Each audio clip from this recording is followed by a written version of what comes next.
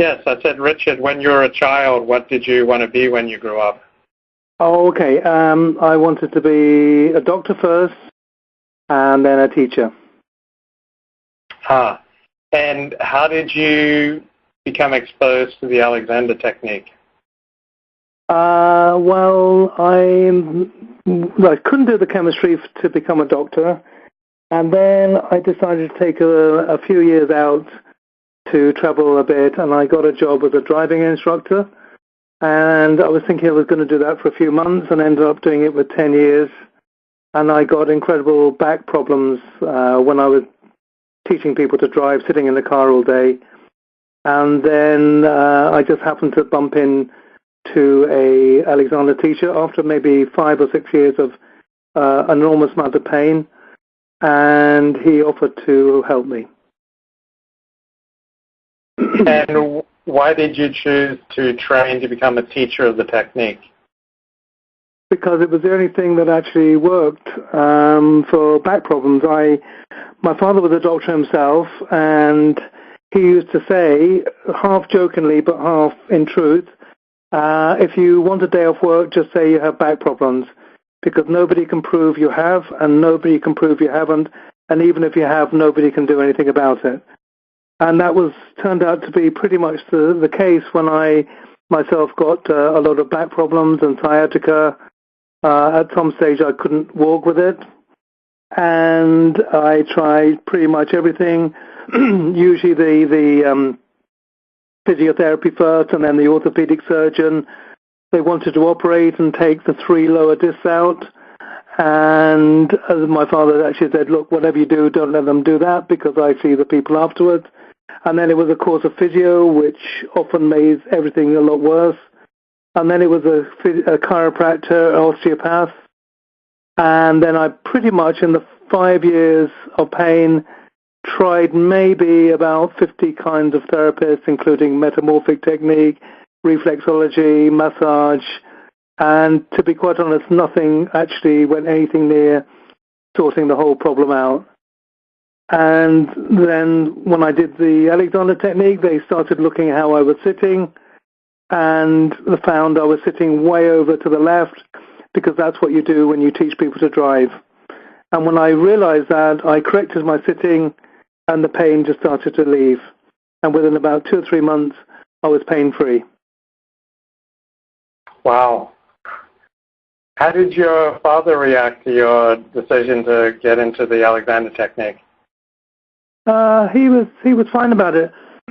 he had a book by Dr. Barlow on his shelf, so he had come across it before, and he was fine about it.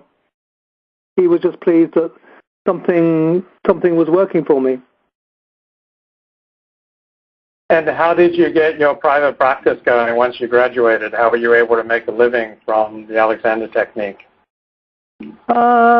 Well, I was trained in a little place in Devon in the UK, and there was about maybe 8,000 people in the town, and there was about 35 teachers, because there was a big training school of 36 people. So I came out of a little town, and everyone would say, you have to move away because you'll never get any work here. I didn't really want to move away at that point, so I just went around every single education center in the nearby vicinity, and I went to about 12 places, and they all said, yeah, we would like an evening class. So there is only 4 evenings that people want to do evening classes, so I ended up doing a lot of day classes, taking on maybe 15, 16 people, teaching them. So within about 2 months, I was working more than full-time. Wow. How were you able to learn to teach group classes? Well, it was tricky at first, but I soon realized you can't just get somebody up and teach them the Alexander technique in front of a load of other people, because that just doesn't work. But what I did in the groups, I made maybe 4 or 5 people in each group, and then got them to watch how each one of them would get up from a chair, and then showed them how much the head was going back and the shoulders were coming up, and then went through a demonstration teaching them how to get up for themselves without the head going back, and they were pretty impressed, and a lot of their neck problems and back problems started to go away. Another session I would teach them lying down, the semi-supine, and another session we would go through breathing, and I would do the whispered R, and it worked pretty fine. Yeah, it worked very well. And then a lot of people, after doing maybe a 6-week course or a 7-week course, started to come for individual sessions. So I saw the education not teaching them the technique, but just advertising and showing the possibilities of what the technique could do. So how did you find effective ways to talk about the technique, because so much of its language is off-putting to the average person? Well, I just didn't use it. I just don't use jargon. I don't use words like inhibition and direction and primary control, because people don't really connect with them. It's a bit like, a computer expert talking to a layperson about gigabytes and all the rest of it. You can't do that. You have to find a language. People are talking about posture. Now, in the Alexander world, we don't like to use that word because it's some kind of just physical. But you do have to talk their language, and then you have to say words like posture, but then explain that posture is much more than just physical, that it is actually emotional and mental as well.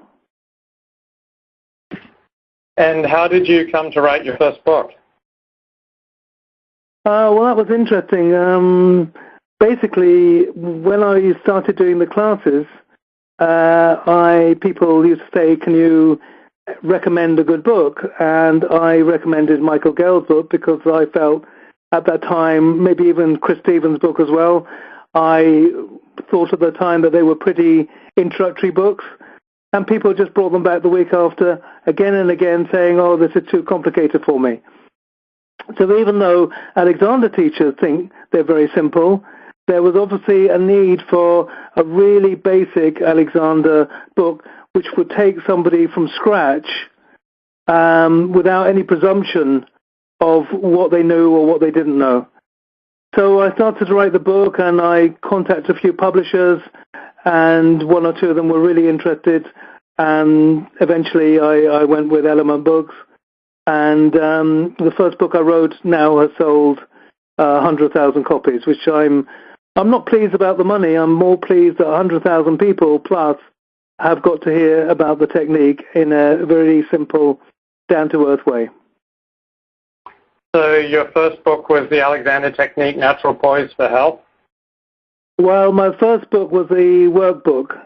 Okay. And when I introduced the workbook to the publisher, they said, no, this is too big. Can you make a smaller one? And then they gave me the chapter. So the workbook was my first book, but the Natural Poise from Health came out first. It just happened to be released first. So within a year, there were 2 books out. One Natural Poise for Health, and then following a few months later, the workbook. Could you give me a full rundown of all your books and who they would particularly appeal to? Oh, say that again, Luke? Could you give me a full rundown of all your books? Yeah, well, the Natural Poise from Health came out first in 1990. The workbook came back in 91. And then there was a little gap while they were selling, and then there was an opportunity for me to do a real color photo with about 200 color photos, which was the Alexander Technique Manual, and that came out in about 96. And then there was a bit of a gap between 96 and 98, and I just realized that there was the technique was very good for relieving stress. So the next book was the Mind and Body Stress Relief with the Alexander Technique, which is out of print, but I still have quite a few copies left over. It's now in Kindle as well. And then there was now that was a real gap. And then they re-released the Alexander Technique workbook in a completely different format at the beginning of this year. And then in next week or the week after, I have another book coming out which is called Change Your Posture, Change Your Life. So they're the 5 books. So tell me about your new book, Change Your Posture, Change Your Life. Well, I just realized that there was a lot of people out there who